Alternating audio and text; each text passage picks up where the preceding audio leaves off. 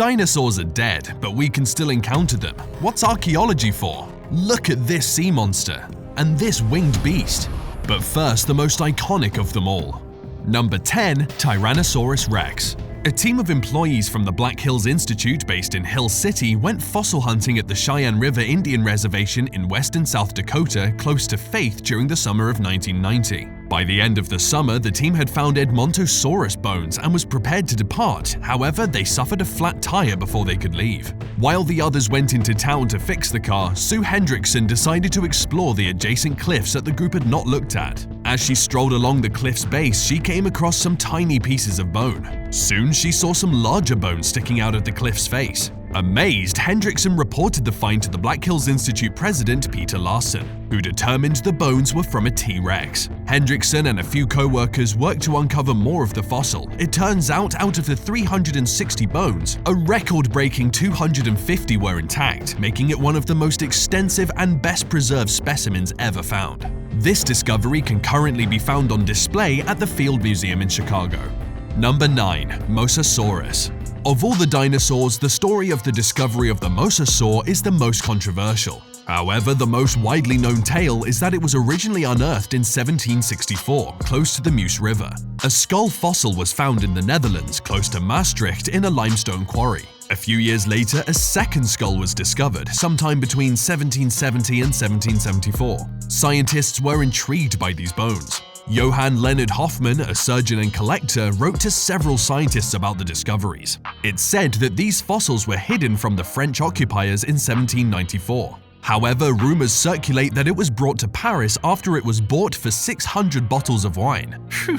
Though it has a rich and almost mysterious history, the mosasaur wasn't named until decades later. This is because it was only in 1808 when assertions of A.G. Camper, who said there was a connection between the fossils and lizards, were confirmed. That said, it was only in 1829 when the full species name was handed down. What a long time to get a name.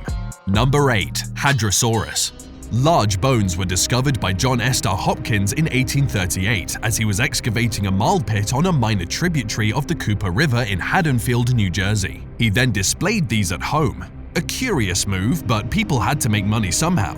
Anyway, a tourist named William Parker Fulker became intrigued by the bones in 1858, and that same year he excavated the entire skeleton from the marl pit. The Hadrosaurus Fulci Lady site, where the excavation took place, is designated a National Historic Landmark. Fulker got in touch with paleontologist Joseph Leidy, and the two of them discovered numerous more bones. Together with Fulker, Leidy investigated the fossils, and in 1858 he officially named and described Hadrosaurus fulci in Fulker's honor. Although the name Hadrosaurus was originally a portmanteau of Haddonfield, the place of its discovery, and the commonly used suffix for dinosaurs, saurus, it was scientifically established that the name derives from the Greek word hadros, meaning large, and sauros, meaning lizard.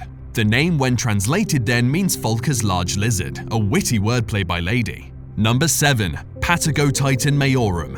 A farm worker named Aurelio Hernandez first stumbled upon Patagotitan maiorum's remains in the desert close to La Fleca in 2008. Following that, paleontologists from the Egidio Ferruglio Museum of Paleontology carried out the excavation. 7 paleontological field missions were conducted between January 2013 and February 2015 at the La Fleca fossil site, yielding more than 200 theropod and sauropod fossils. The discovery of at least 6 fragmentary skeletons, totaling over 130 bones, makes Patagotitan one of the most complete titanosaurs known at the time.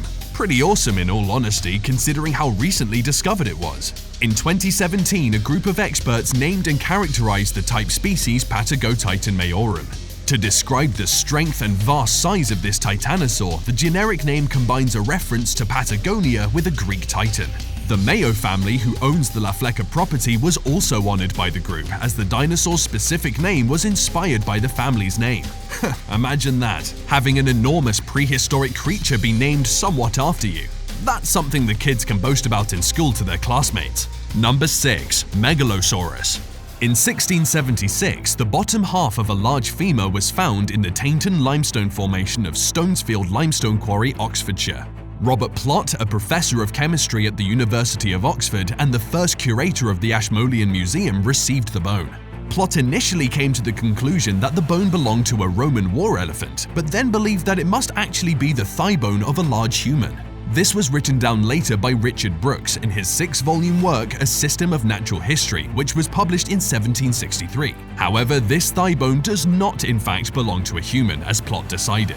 Some suggested that this bone was that of a dinosaur, most likely to the Megalosaurus, though it's hard to tell now as the specimen is now lost. That said, did you know the Megalosaurus is the first dinosaur genus to be described and given a proper name?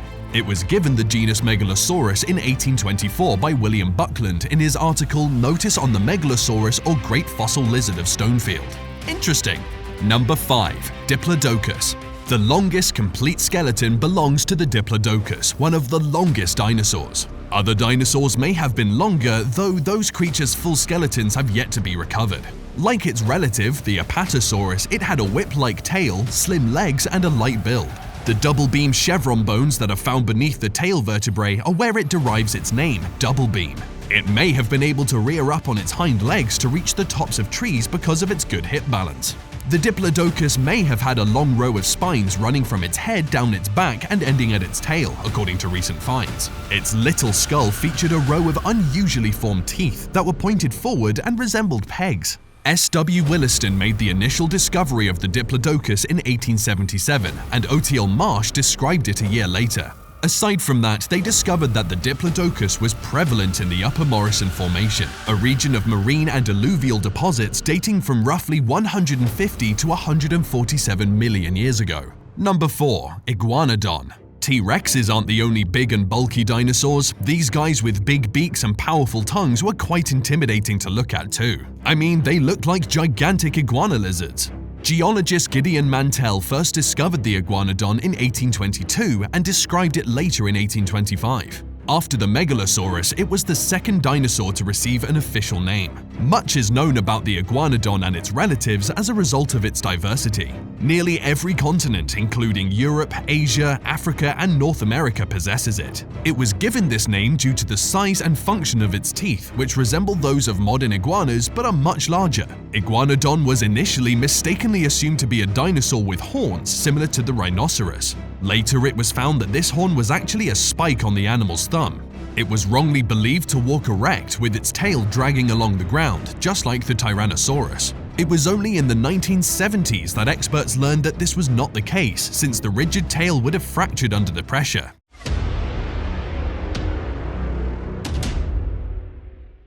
Time for today's best pick. You guys clicked this for the raptor, and so the raptor you shall get. Find out about the thriving species and where its fossil was found next. Number 3. Dinobellator notohesperus. Sometimes you forget that dinosaurs are the chicken's ancestor, but then discoveries like this make you remember those facts clearly.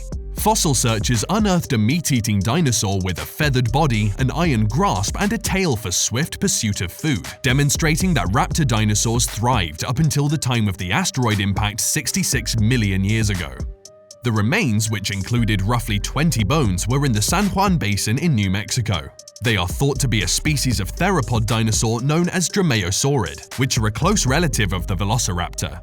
According to researchers, the Dinobellator notohesperus display a variety of peculiar characteristics. One of the things Dr. Stephen Jasinski of the University of Pennsylvania noticed is their upper arm bone.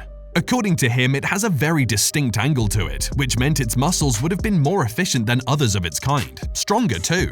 This meant this dinosaur had a really strong grip, with an ability to grasp things with both hands and feet. It would have given apes a run for their money then. Number 2. Yutyrannus huali. In 2012, in Liaoning Province, China, the first fossil of Yutyrannus huali, a prehistoric relative of the more well-known T-Rex, was found. Proto-feathers, which are early versions of the feathers of modern birds, were among the specimen's astonishing features. Yutyrannus huali is the largest theropod dinosaur discovered thus far that provides clear evidence of proto-feathers.